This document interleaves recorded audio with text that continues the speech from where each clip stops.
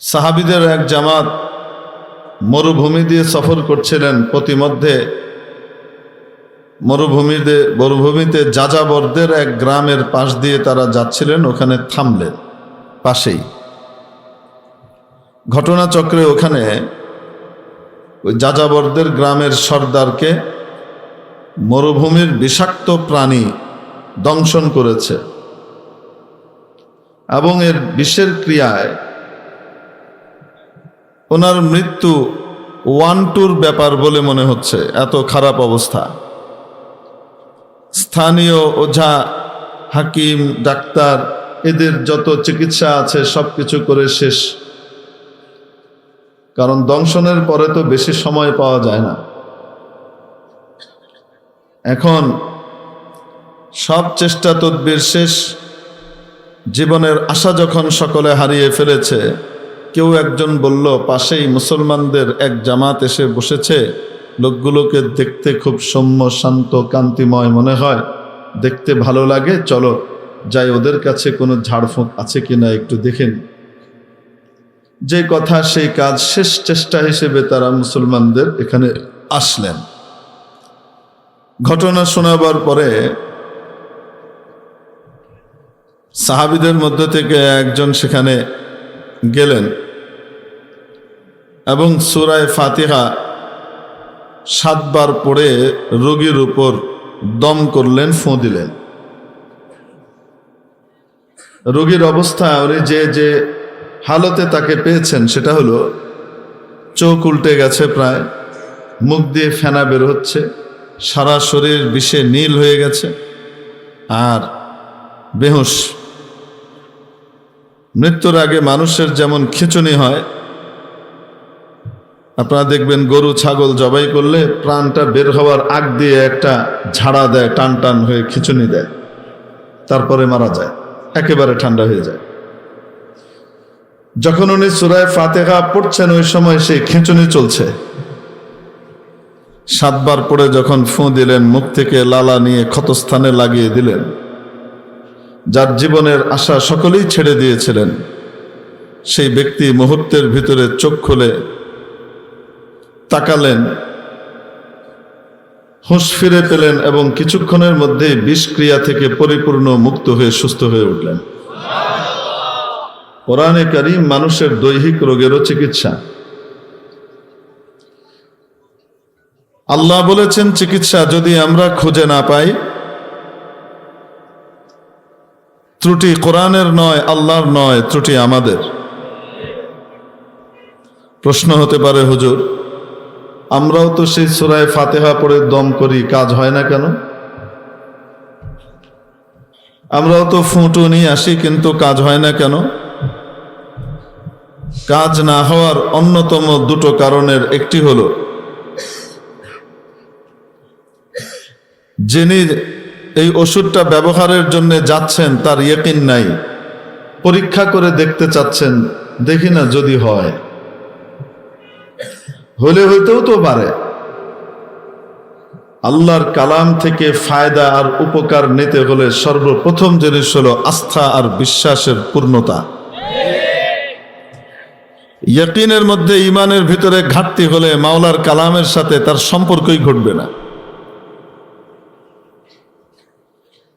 মেরে মুহতারাম দোস্ত, যেমন এক মোবাইল থেকে আরেক মোবাইলে বা আরেক ফোনে কানেকশন করতে হলে প্রথম শর্তই হলো সেখানে 11টা ডিজিটের প্রত্যেকটা যথাযথভাবে ডায়াল হতে হবে। ঠিক কি ঠিক না? এগুলোর ভিতর থেকে যদি একটা ডিজিট এদিক ওদিক হয় তো কাঙ্ক্ষিত নম্বরে কানেকশন হবে না, কাজ হবে না। কোরআনে কারীম থেকে উপকার পেতে হলে, কোরআনে কারীমের শিফা, আরোগ্য এবং ঔষধ দ্বারা নিজেকে উপকৃত করতে হলে প্রথম শর্ত হলো পরিপূর্ণ নিরঙ্কুশ আস্থা আর বিশ্বাস থাকতে হবে। এটার মাধ্যমেই হবে, অন্য কিছুতে হবে না। কারণ অন্য কিছু দিয়ে হওয়ার ব্যাপারে আল্লাহর ঘোষণা নাই, আর কোরআন দিয়ে যে হবে এটার ব্যাপারে আল্লাহর ঘোষণা দেওয়া আছে যে কোরআন মুমিনদের জন্য শিফা, বিশ্বাসীদের জন্য শিফা। বিশ্বাসে ঘাটতি থাকলে কাজ হবে না। তো জেনে যান, সাধারণত অনেক সময় দেখা যায় পরীক্ষা করে দেখতে চায় আল্লাহর কথা ঠিক কি ঠিক না, একটু দেখি না, বাজায়া দেখি, তো আল্লাহ কয় বাজাইতে থাক কিয়ামত পর্যন্ত, হইতো না, কানেকশনই হয় নাই। আবার অনেক সময় হয় ইমান তো ওনার পরিপূর্ণ মজবুত, কিন্তু যার কাছ থেকে নিতে গেছে এই ভদ্রলোকের কি নাই, কোরআনের উপরে আমল নয়, আমল কম। এই আমলের ঘাটতির কারণে দেখা যায় অনেক সময় ক্রিয়া যথাসময়ে হচ্ছে না। আবার অনেক সময় দেখা যায় ইমানও ঠিক আছে, যিনি নিচ্ছেন উভয়ের ইমানও ঠিক আছে, যিনি ফোঁ দিচ্ছেন তার আমলও ঠিক আছে, কিন্তু তারপরেও কাজ হচ্ছে না। কেন হচ্ছে না? কারণ উপরওয়ালার সিদ্ধান্ত কোনো কিছুতে এই মুহূর্তে কাজ হবে না, ওনার একটা সিদ্ধান্ত আছে। বুঝাইতে পারি নাই? তো বলছিলাম যে সমস্ত ব্যক্তি কোরআন অনুযায়ী আমল করে, কোরআনের উপরে চলে, ওই সমস্ত ব্যক্তিদের কোরআন পড়ে ফোঁ দেওয়া লাগে না, তাদের সাধারণ কথাবার্তার ভিতরে কোরআনের আমলের প্রভাব দেখা যায়। আয়াত পড়েও ফোঁ দেওয়া লাগে না, সাধারণ কথা, সাধারণ লেখনীতেই কোরআনের ছোঁয়া এবং তার আসর, আমলের আসর দেখা যায়। আজ থেকে প্রায় কয়েকশো বছর আগেকার ঘটনা। বিখ্যাত বুজুর্গ ছিলেন, বড় আল্লাহর ওলি ছিলেন, বড় আলিম ছিলেন, ব্যাকরণবিদ ছিলেন, ভাষাবিদ ছিলেন, হযরত ইমাম মোল্লা আব্দুর রহমান জামি রহমতুল্লাহ আলাইহি। গাধায় চড়ে কোথাও সফরে যাচ্ছিলেন, সন্ধ্যা হয়ে গেছে, সূর্য ডুবু ডুবু প্রায়। চিন্তা করে দেখলেন নিরাপদ আশ্রয়ে যেতে না পারলে সূর্য ডুবার আগে রাতের বেলায় হিংস্র প্রাণীর আক্রমণের আশঙ্কা আছে। কোথায় যাবেন? এদিক ওদিক তাকিয়ে অনেক দূরে দেখেন একটা বড় গৃহস্থ বাড়ি দেখা যায়। গিয়ে ওখানে উঠলেন কোনোভাবে। এত বড় বাড়ি, গোলা ভর্তি ধান, গম, ফসল, আর গোয়াল ভর্তি গরু, ষাঁড়, মোষ, আস্তাবল ভর্তি ঘোড়া, গাধা, বিরাট ধনী ফ্যামিলি, বিশাল বাড়ি। দরজা ধাক্কানোর পরে বাড়ির মালিক বেরিয়ে আসলেন, জানতে চাইলেন। হুজুর বললেন, আজ রাতটুকু একটু থাকতে দিলে সকালে আমি চলে যাব, মুসাফির মানুষ আমি, রাস্তা ভুলে এদিকে চলে এসেছি, এখন সন্ধ্যা হয়ে গেছে, প্রাণের উপরে হামলার আশঙ্কা করছে, তাই আপনার বাড়িতে একটু আশ্রয় চাই। ভদ্রলোক ধনের দিক থেকে অনেক বড় হলে কি হবে, বাহ্যিকভাবে অনেক ধনী, কিন্তু মনটা ফকির। অনেক সময় হয় না এরকম? ধনের ধনী কিন্তু মনের ফকির। তো চিন্তা করছে হুজুরকে রাতের বেলায় থাকতে দিতে তো অসুবিধা নাই, কিন্তু থাকতে দিলে তো কিছু খাইতে দিতে হবে, 2 মুঠ, তো খেতে দিলে তো কমে যাবে। এজন্য বলছে, হুজুর বাড়িতে জায়গা নাই, সরি, আল্লাহর উপরে তাওয়াক্কুল করে রওনা করেন, কিছু হবে না। উনি বললেন, আমাকে বারান্দায় থাকতে দিলেও হবে। বলছে, সারা বাড়ি প্যাকড, এত মেহমান এসছে, অতিথি এসছে, জায়গা নেই, সরি। হুজুর কি বলবেন, রওনা হয়ে গেলেন। সামনের দিকে আল্লাহর উপর ভরসা করে রওনা হয়েছেন। আল্লাহর কি কুদরত, এই ভদ্রলোকের স্ত্রী সন্তান সম্ভবা ছিলেন, এখনো প্রায় 1-1.5 মাস বাকি নির্ধারিত সময়ের। প্রসূতি ছিলেন, এর ভেতরেই প্রচন্ড প্রসব বেদনা উঠল। এখন প্রসব বেদনাও উঠলো, বাচ্চাও হয়ে গেল, কিন্তু পুরানা আদা। বাচ্চার নিম্নাংশ পা থেকে কোমর পর্যন্ত বেরিয়ে এসছে, মাথা, হাত, বুক ভিতরে আটকে গেছে। আপনারা জানেন নর্মাল ডেলিভারির ক্ষেত্রে নিয়ম কি, আগে কোনটা আসে? মাথা। খোদা না খাস্তা যদি আগে পা দেখা দেয় আর বেরিয়ে আসে, এটা ভয়ঙ্কর সিচুয়েশন তৈরি করে। প্রসূতিকে বাঁচানো অথবা বাচ্চাকে বাঁচানো বড় কঠিন হয়ে পড়ে। আধুনিক চিকিৎসা বিজ্ঞানেও সব সার্জনরা এই কাজটা পারেনও না, সব গাইনি বিশেষজ্ঞ এটা পারেনও না, যে বেরিয়ে আসলে আবার সেই পাকে নির্ধারিত সিস্টেমে ভিতরে আসতে আবার ঠেলে ঢুকাইতে হয়, ঢুকিয়ে সেটা বিভিন্নভাবে অ্যাঙ্গেলে আঙুল দিয়ে চেপে ওটাকে ভিতরে আবার করে পজিশন চেঞ্জ করে আবার নতুন করে পুরা মাথাকে নিচের দিকে এনে এরপরে আবার ডেলিভারির চেষ্টা করতে হয়। এখন তো মাশাআল্লাহ সিজারের বিভিন্ন ব্যবস্থা হয়েছে, তখন তো এগুলোও ছিল না। ভয়ঙ্কর অবস্থা। দাইমা যিনি, তিনি এসে বললেন, হাজী সাহেব, বাচ্চা এবং মা দুজনই যাবে, কাউকে বাঁচানো বড় কঠিন, তবে আপনি যদি চান বেশির চেয়ে বেশি একজনকে বাঁচানো যাবে, আরেকজনকে বাঁচানো যাবে না। কাকে চান সেটা বলেন, দ্রুত সিদ্ধান্ত নেন, সময় নেই। আমি কেন, কোনো ডাক্তারও এখন পারবে না, আশপাশে কোনো ডাক্তারও আপনি পাবেন না।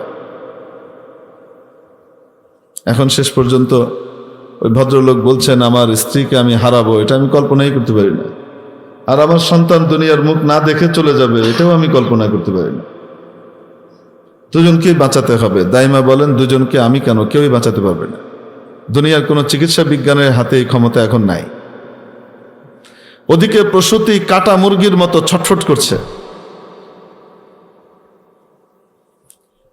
হাজী সাহেব শেষ মুহূর্তে হঠাৎ মনে করলেন, হ্যাঁ রে, হুজুরকে যে ফিরিয়ে দিলাম, হুজুরকে তো নেককার লাগতেছিল দেখতে, এই হুজুরের কাছে যদি কোনো দোয়া কালাম থাকে, তাবিজ তোমার থাকে, যাই।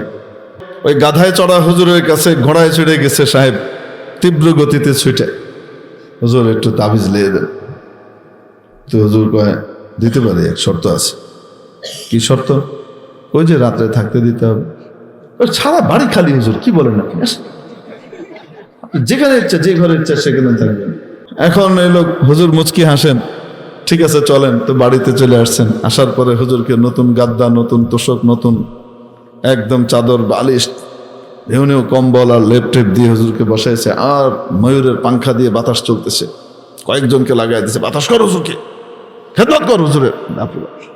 আগে জায়গা ছিল না বাড়িতে, এখন কি চলতেছে? জবরদস্ত বাতাস আর খেদমত চলতেছে হুজুরের। হুজুর কি তাবিজটা? তুমি আছে তোমার তাবিজ লে। আমার গাধাটা যদি হারা যায় তার কি অবস্থা হবে? আমার গাধাটা এখান থেকে কেমনে যাবো আমি? হুজুর কোনো চিন্তা করবেন না, আপনার গাধা এখন 5 স্টার সিস্টেমে আছে। বোঝানির লেগে কইলে বার, ওই সময় তো 5 স্টার আসিল। তাকে কয়েকজন মিলে দলাই মলাই করে গোসল দিয়ে এখন খৈল ভুসি টুসি খাওয়াইতেছে, খুব সুখে আছে। যাই হোক, হুজুর বলেন, আচ্ছা ঠিক আছে, দাও কাগজ দাও। কাগজ নিয়ে হুজুর লিখছেন। কি লিখছেন আপনারা জানেন? তাবিজের ভিতরে কি লেখা হয়? যেহেতু কোরআনে কারীম ইমানদারদের জন্য শেফা, এই ঘোষণাটা কার? আল্লাহর। তো অতএব কোরআনে কারীমের কোন আয়াত লিখে, সংশ্লিষ্ট টাইপের কোন আয়াত লিখে, এই আয়াতের উসিলা আল্লাহর কাছে চাওয়া হয়, আল্লাহর বরকত। আল্লাহ আপনি কি করেন? যেমন মানুষ ডাক্তারের কাছে গিয়ে ওষুধ খায়, এটা একটা মাধ্যম আর উসিলা, কিন্তু ভালো করেন কে? বিশ্বাস যদি এটা হয়, তো ডাক্তারের কাছে গেলে শিরিক হবে? বলেন না কেন? আসতে বলেন না কেন? ওষুধ খাওয়া শিরিক, কারণ সে মাধ্যম গ্রহণ করছে, ওসিলা গ্রহণ করছে। অতএব কি হবে না? তার ইমান নাই, সে শিরিক হয়ে গেছে। এরকম নাকি? ইমান কি দেখতে হবে, তার বিশ্বাস কি। বিশ্বাস যদি এটা হয় যে ওষুধই ভালো করে, ডাক্তারই ভালো করে, আল্লাহর দরকার নাই, তাহলে বেঈমান। ডাক্তারের কাছে গেলেও যাওয়া জায়েজ নাই, ঠিক কি না? আর যদি বিশ্বাস এটা হয় যে না, ডাক্তার আর ওষুধ এটা হলো মাধ্যম স্বরূপ, শুধুমাত্র ভালো করেন কে? আল্লাহ। অতএব আমি এটা গ্রহণ করলাম, এটার কারণে কি শিরিক হবে? এখন বলেন, দুনিয়ার ডাক্তারের কাছে গেলে এবং ডাক্তারি বিদ্যার মনে করেন ওষুধ টষুধ খাইলে ভালো হয়ে যাবে, এটার ভিতরে আল্লাহ শেফা দিয়ে রাখছেন, এই ঘোষণা কোরআন শরীফে দিয়েছেন? হ্যাঁ, কোথায় দিয়েছেন?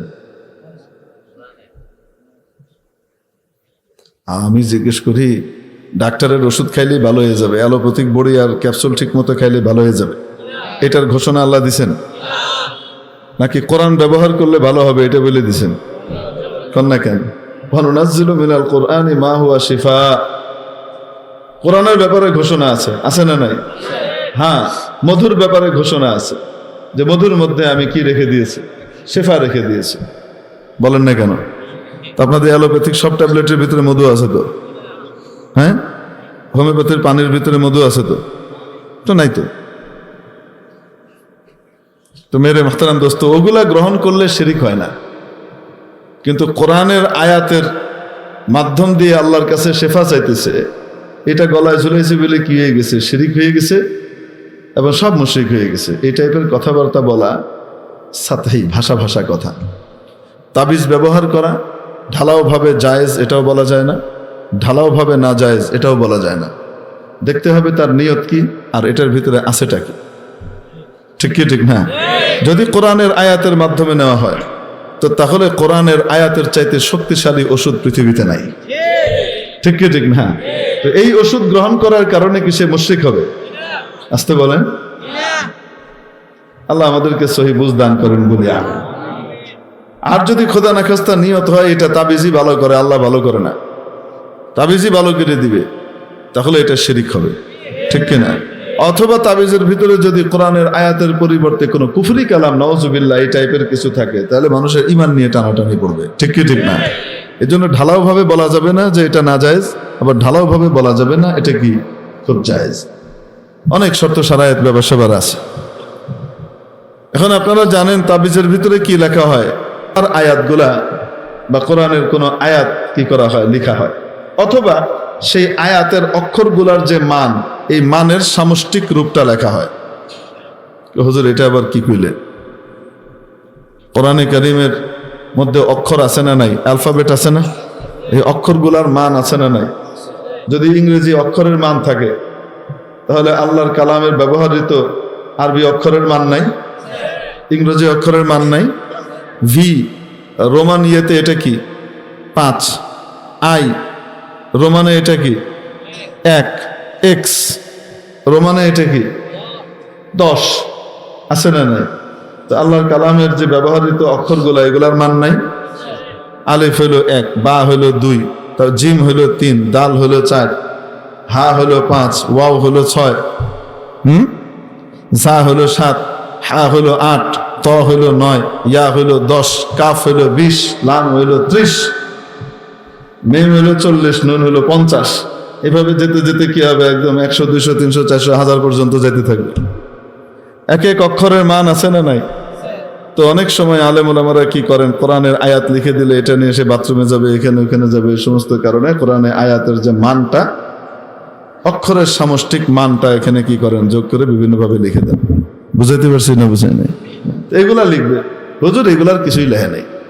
উনি ওখানে একটা শের লিখছেন, উনি নিজে বড় কবি ছিলেন, একটা শের তৈরি করে পংক্তি তৈরি করে লিখছেন। কি লিখছেন? মোরা যা সুদ খরমরানি যা সুদ জানে দেহপান জায়াদ ইয়া নাজায়াত। প্রসূতির বাচ্চা খালাস হোক চাই না হোক, আমারও থাকার জায়গা হয়ে গেছে, আল্লাহর রহমতে আমার গাধারও ব্যবস্থা হয়ে গেছে। এটা লেখা কাগজ মোড়ায় দিয়ে বলছে যে যাও তোমার স্ত্রীর বাম রানের ভিতরে এটাকে বেঁধে দিবা, আল্লাহর রহমতে বাচ্চা হয়ে যাবে, যাও। ওই ভদ্রলোক গিয়ে বেঁধে দিচ্ছেন যেভাবে বলছে। বাঁধার পরপরে স্ত্রী বলতেছে, এতক্ষণ কাঠা মুরগির মতো ছটফট করছিল, তরপাচ্ছিল, তাকানো যাচ্ছিল না। বলে ব্যথা কেমন যেন নাই হয়ে গেল, খুব শান্তি লাগতেছে। এরপরে বলতেছে, মনে হচ্ছে কে যেন ভেতর দিয়ে দুটো হাত দিয়ে আমার বাবুকে ঠেলতেছে। বলতে না বলতে বাবু বাইরে চলে আসছে। বলছিলাম কোরআনের পাওয়ার, আল্লাহ যা বলছেন এটা বাস্তব। যদি আমরা চিকিৎসা খুঁজে না পাই এটা আমাদের ত্রুটি, কোরআনের ত্রুটি না। ঠিক কি ঠিক না? কাজ হয় না কেন? আমলের ঘাটতি থাকার কারণে। আর যদি আমল মজবুত থাকে, কোরআনের উপরে পাকা আমল করে, এরকম ব্যক্তি কোরআনের আয়াতও পড়া লাগে না, তার সাধারণ কথার ভিতরেও কোরআনের আমলের প্রভাব দেখা দেয়।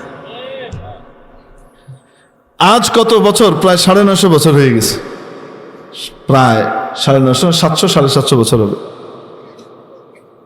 আজও ওই আমল করে কোনো আমলওয়ালা লোক যদি এটা লিখে দেয় আর প্রসূতির বাম রানের ভিতরে বেঁধে দেওয়া হয়, তো অভিজ্ঞতায় দেখা যায় যে আল্লাহর রহমতে খুব দ্রুত বাবু হয়ে যায়।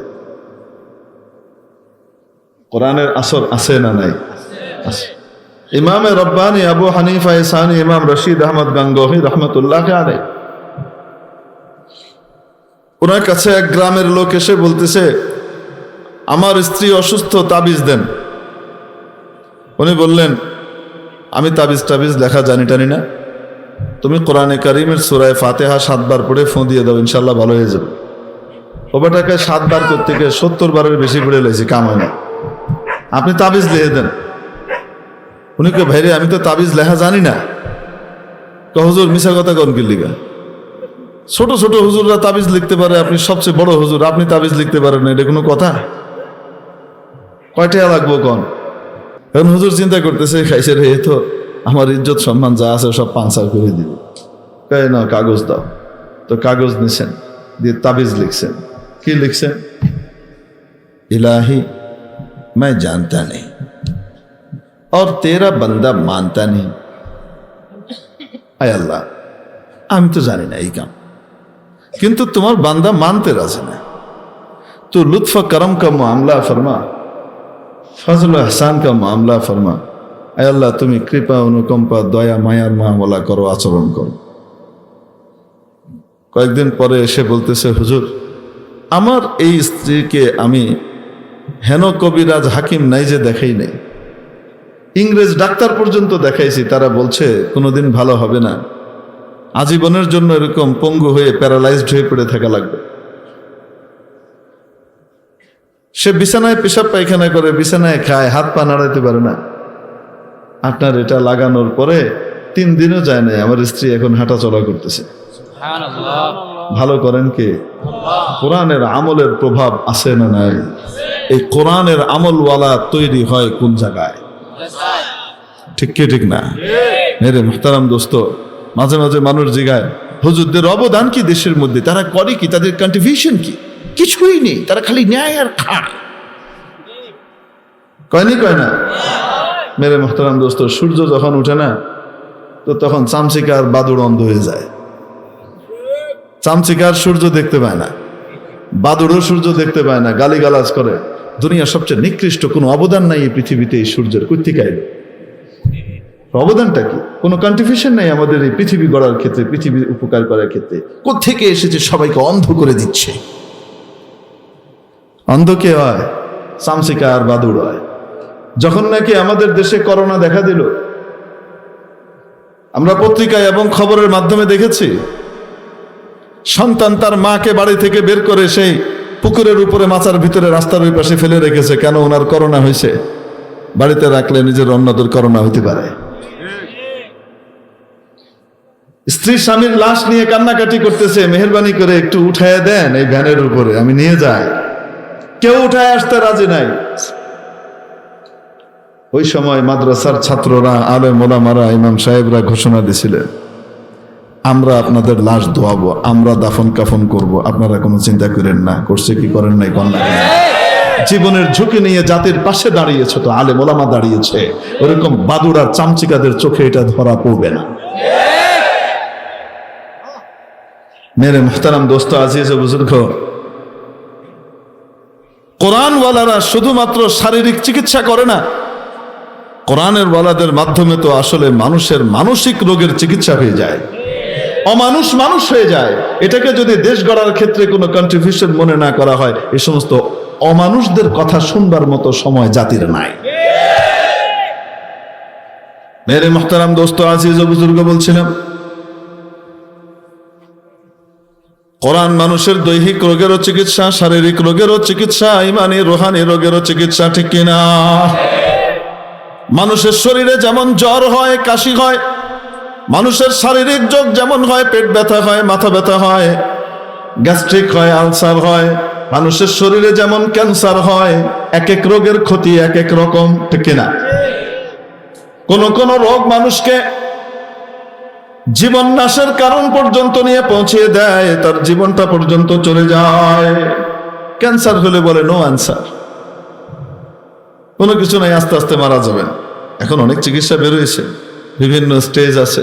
এই স্টেজে ধরা পড়লে এটা করা যায়, ওই স্টেজে ধরা পড়লে এটা করা যায়, কিন্তু একটা পর্যায়ে আসে যে সেই পর্যায়ে গেলে আর কিছু করার থাকে না। ঠিক ঠিক না? হয় কি হয় না? মেরে মুহতারাম দোস্ত, আজিজ ও বুজুর্গ, মানুষের রূহ এবং আত্মা যেটা আছে ওটার মধ্যেও রূহ হয়, ওটার মধ্যেও কারো কারো কখনো কখনো ক্যান্সার হয়। যে ক্যান্সারের কারণে সে স্রষ্টাকে চেনে না, সে মনে করে অটোমেটিক সব বিবর্তনের মাধ্যমে হয়ে গেছে। 1000 বছর আগে নিম গাছ ছিল, 1000 বছর পরে ওটা বিবর্তনের শিকার হয়ে আম দেওয়া শুরু করলো। আরো 1000 বছর পরে সেটা বিবর্তনের শিকার হয়ে কাঁঠাল দেওয়া শুরু করলো। আরো 1000 বছর পরে এই কাঁঠাল গাছ ডেউয়া গাছ হয়ে গেল। আরো হাজার বছর পরে এই ডেউয়া গাছটা বিবর্তনের শিকার হয়ে একটা কচু গাছ হয়ে গেল, তারও 1000 বছর পরে বিবর্তনের শিকার হয়ে কচু গাছটা বটগাছ হয়ে গেল। এই ধরনের বিবর্তনের কথাবার্তা যদি কেউ বলে অটোমেটিক সব হয়, তো কন্ত দেখি এটা বুদ্ধিমান না পাগল। ঠিক তেমনি ভাবে যদি বলে কেউ যে বান্দর ছিল, তারপরে বেশ কিছুদিন পরে 1000 বছর পরে এটা আস্তে আস্তে হাফ শিম্পাঞ্জি হয়েছে, তারপরে ফুল শিম্পাঞ্জি হয়েছে, তারপরে গিয়ে হাফ বেগুন হয়েছে, তারপরে ফুল বেগুন হয়েছে, এরপরে হাফ গরিলা হয়েছে, এরপরে ফুল গরিলা হয়েছে, তারপরে সোজা মানুষ হয়েছে, আদিকালের মানুষ pop pop pop pop pop. এরকম করে যদি কেউ দেখায়, এগুলো বুদ্ধিমান না পাগল? আরে মানুষ যখন তৈরি হয়েছে, মানুষ ফ্রম দ্য বিগিনিং ডে সবচেয়ে সুন্দর সৃষ্টি হিসেবে তৈরি হয়েছে। আল্লাহ রব্বুল আলামিন গোটা আসমান আর জমিন তৈরি করতে সময় নিয়েছেন 6 দিন, আর মানুষকে তৈরি করার জন্য, আদমকে তৈরি করতে সময় নিয়েছেন 40 দিন। আল্লাহ রব্বুল আলামিন 40 দিন লাগাইয়া একটা শিম্পাঞ্জি আর বান্দর তৈরি করছেন, তিনি আহমকুল হুমাকা কোথাকার। মেরে মুহতারাম দোস্ত, আজিজ বুজুর্গের জন্য রব্বুল আলামিন তৈরি করার পরে 4 বস্তুর কসম খেয়ে ঘোষণা দিয়েছেন, লাকাদ খালাকনাল ইনসানা ফি আহসানি তাকওয়িম, নিশ্চয় আমি মানুষকে সবচেয়ে সুন্দর কাঠামো আর অবয়ব দিয়ে তৈরি করেছি। দেখ আলেম ওলামাদের এই প্রতিবাদের কারণে কমপক্ষে আপনারা মানুষ হিসেবে আছেন, নাইলে তো বিজ্ঞান দিয়ে জানোয়ার বানিয়ে দিয়েছিল। কি করেন আপনারা? মাননীয় প্রধানমন্ত্রীর কাছে এটা দেখানোর পরে উনিও আটকে উঠেছেন, এগুলো এখানে কেন দিচ্ছে। আরো কিছু জিনিস দেখানো হয়েছিল, আলহামদুলিল্লাহ কমপক্ষে বান্দর তত্ত্ব এবং আরো কিছু জিনিস তো প্রত্যাহার হয়েছে সরকারের নির্দেশে, ঠিক কি ঠিক না? তাহলে মোলামাদের কোনো কন্ট্রিবিউশন আছে না নাই? এই দেশকে বান্দরের ছাবে ভিড়ে দিতে চাইছিল যারা, তাদের হাত থেকে কমপক্ষে এই দেশকে মানুষের দেশে রক্ষা করে দিয়েছে আলেম ওলামা, বলেন না কেন? চামচিকা বাদর কিন্তু দেখবে না, নিজুম গাজুম মুরগি চোরারা কিন্তু দেখবে না। মেরে মুহতারাম দোস্ত, আজিজ ও বুজুর্গ, বলছিলাম মানুষের শরীরে যেমন রোগ হয়, মানুষের রুহের মধ্যে, আত্মার মধ্যেও রোগ হয়। আত্মার মধ্যে রোগ হলে অন্যের মাল আত্মসাৎ করতে ভালো লাগে, বিধবার মাল কেড়ে নিতে ভালো লাগে, তার হক থেকে বঞ্চিত করে, এতিমের মাল আত্মসাৎ করে, ক্ষেতের আইলটা রাতের বেলায় কেটে কেটে রাতের বেলায় সীমানা বাড়িয়ে নেয়, ঠিক কি ঠিক না? কিসের কারণে? ইমানি রোগ। তার বিশ্বাসে ঘাটতি দেখা গিয়েছে, সমস্যা দেখা দিয়েছে। কিয়ামতের দিন যেগুলোর জবাব দেওয়া লাগবে, সকলের সামনে চোর সাব্যস্ত হতে হবে, ডাকাত সাব্যস্ত হতে হবে, এই ভয় নাই। ইমানের রোগ ধরেছে। মেরে মুহতারাম দোস্ত, হিংসা করে, অন্যের উন্নতি দেখতে পারে না, অন্যের উন্নতি যেন না হয় সেটার জন্য কায় মনোবাকে প্রার্থনা করে। তাহলে বলেন দেখি, এরকম ব্যক্তির মধ্যে রোগ দেখা দিয়েছে কি দেয় নাই? হিংসায় জ্বলে মরতেছে। আরেকজনের ছেলে মেয়ে কেন সুন্দর হলো, তারটা সুন্দর হলো না, এই জন্য সে বাচ্চাগুলাকে নিয়ে হিংসা করে। হয় কি হয় না? ওইটা করার কারণে তোমার বাচ্চা কি ফর্সা ফকফকা হয়ে যাবে? হবে? হবে না। কিন্তু তুমি আল্লাহর বন্টনের উপরে অনাস্থা জানানোর কারণে দুনিয়াতেও তুমি জ্বলতে থাকবা, কিয়ামতের দিনও মের খাবে। আসল বিষয় রূপ সৌন্দর্য নয়, আসল বিষয় তো হলো মানুষের ভেতরের সৌন্দর্য, ঠিক কিনা? একজন কালো মানুষ, হাবশি গোলাপ, ঠোঁট গোলা মোটা, নিচেরটা এরকম ফুলে নিচে বেরিয়ে আছে, নাকটা চ্যাপটা, নাকের ফুটার ভেতর দিয়ে সবকিছু দেখা যায় তাকাইলে, চোখগুলা হলুদ টাইপের, চুলগুলা কোকড়া কোকড়া, দেখতে সুন্দর না, কিন্তু তার ভিতরে যদি ইমানের দৌলত চলে আসে, আমলের দৌলত চলে আসে, বড় বড় সুন্দর এবং কোটিপতি ব্যক্তির চাইতেও তার দাম বেশি, ঠিক কিনা? এজন্য বিলাল হাবশি যখন প্রভাবশালী খলিফা হযরত ওমরের দরবারে আসতেন, ওমরের দরবারে বড় বড় ব্যক্তিরাও কথা বলার হিম্মত করতেন না। হযরত বিলাল ছিলেন পূর্বে কৃতদাস, তারপরে হযরত আবু বকর তাকে কিনে মুক্ত করে দেন। হযরত বিলাল যখন ঢুকতেন, হযরত ওমর বলতেন, বিলালুনা সাইয়্যিদুনা, বিলালুনা সাইয়্যিদুনা, বিলালুনা সাইয়্যিদুনা, আমাদের বিলাল আমাদের নেতা, আমাদের বিলাল আমাদের নেতা, আমাদের বিলাল আমাদের নেতা, জায়গা দাও, এখানে আসো, এখানে বসাও। কিসের কারণে দাম? ইমানের কারণে। ভেতর সুন্দর হয়ে গেছে, ঠিক কি ঠিক না? আসল জিনিস ভেতর সুন্দর হওয়া। এজন্য অন্যের উন্নতি দেখে যখন মনের ভিতরে জ্বলে বুঝতে হবে রুহানি রোগ দেখা দিয়েছে, ঠিক কিনা? যখন ইমানি রোগ রুহানি রোগ দেখা দেয়, দুনিয়াটাই তার কাছে বড় হয়, আখেরাতটা গৌণ হয়ে যায়, দুনিয়াটাই মুখ্য হয়ে যায়, যার কারণে অন্যায় অপরাধ করতে দ্বিধা করে না। আর যখন নাকি মনের ভিতরে আখেরাতের স্মরণ চলে আসে, আল্লাহর ভয় চলে আসে, তখন দুনিয়ার কোনো কিছুই তাকে বিভ্রান্ত করতে পারে না। যে কোনো অবস্থায় সে মাওলাকে খুশি করার জন্য পাগল হয়ে যায়, ঠিক কিনা? সাহাবায়ে কেরামের জীবনী দেখেন। নবী পাক সাল্লাল্লাহু আলাইহি ওয়াসাল্লাম যখন আগমন করলেন, তার আগের অবস্থাটা, চিত্রটা কেমন ছিল? আত্মীয়তার সম্পর্ক মানুষ নষ্ট করত সাধারণ কারণে। মুখ দেখা দেখি নাই, কথাবার্তা বন্ধ। প্রতিবেশীর সাথে খারাপ আচরণ করা, ব্যবহার করা, এটা নিত্য নৈমিত্তিক ব্যাপার। চুরি, ডাকানি, খুন, রাহাজানি, এগুলা দেদারসে ঘটত। তুচ্ছ কারণে গোত্রে লড়াই করতে থাকতো, বছরের পর বছর, যুগের পর যুগ লড়াই করতে থাকতো, তুচ্ছ কারণে, বোগাস কারণে। এই বোগাস এসেছে বুগাস থেকে। এক যুদ্ধ হয়েছিল আরবে জাহেলি যুগে, যে যুদ্ধ চলমান ছিল 80 বছর পর্যন্ত। কত বছর?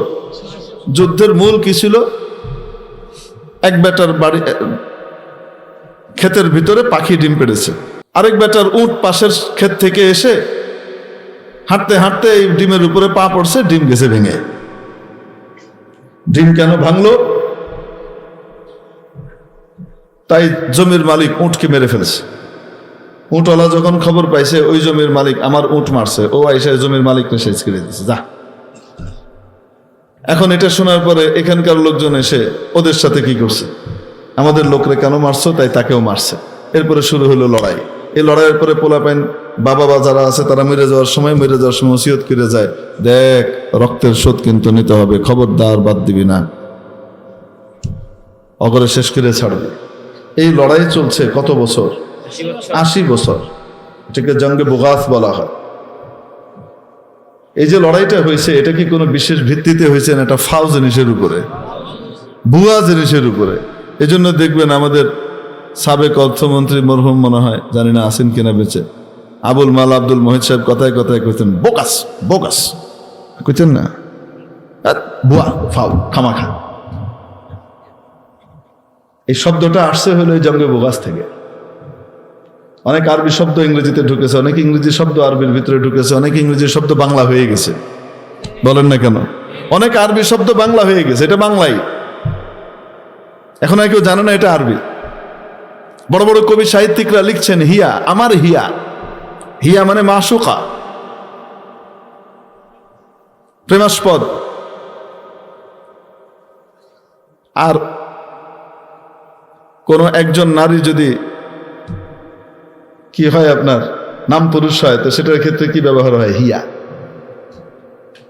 ঠিক কি ঠিক না? হ্যাঁ, ওই হিয়া এখন ঢুকে গেছে কোথায়? বাংলা সাহিত্যের ভিতরে ঢুকে গেছে। এটা নাই, এটা কেউ জানে না যে এটা কি আরবি। কিন্তু এক এক শব্দ আরেক ভাষার ভিতরে ঢুকে কি ঢুকে না। এই বোগাস এরকম এক জিনিস, আরবি থেকে ইংরেজির ভিতরে ঢুকছে গিয়ে। তো বলছিলাম সাহাবীদের আগের যুগটা কেমন ছিল। পরস্পরে লড়াই ঝগড়া, মারামারি, হানাহানি, কাটাকাটি, তুচ্ছ কারণে মারামারি করতেছে বছরের পর বছর। এটা নিত্য নৈমিত্তিক ব্যাপার ছিল, কাউরে মানামানি নেই। জিনা, ব্যভিচার, এটা ঘোষণা দিয়ে, হ্যাঁ, এলান করে করতো। ওই উপরে ঝান্ডা টানায় দিত। আবু দাউদ শরীফের ভিতরে হাদিস আছে যে এখানে জিনিস দেওয়া হয়, আসতে পারো। বুঝেন নাই মনে হয়? নিজের মেয়েকে, আপন মেয়েকে মানুষ কইছে, তোর মেয়ে হয়েছে, তোর ছেড়ি হয়েছে, এটা কোনো কথা হইলো? কেল্লিকে কইলো আমার মেয়ে হওয়ার কারণে আমার অপমান। যেই মেয়ে আব্বা আব্বা করে ছুটে এসে গলায় জড়ায় ধরে ঝুলে থাকে, চুমা দিয়ে ভরায় দেয়, সেই মেয়েকে নিজে নিয়ে কবর খনন করে ধাক্কা দিয়ে মাটি চাপা দিয়ে মেরে ফেলছে। এরকম ঘটনা অহরহ হইতো। এই হলো সেই জাত।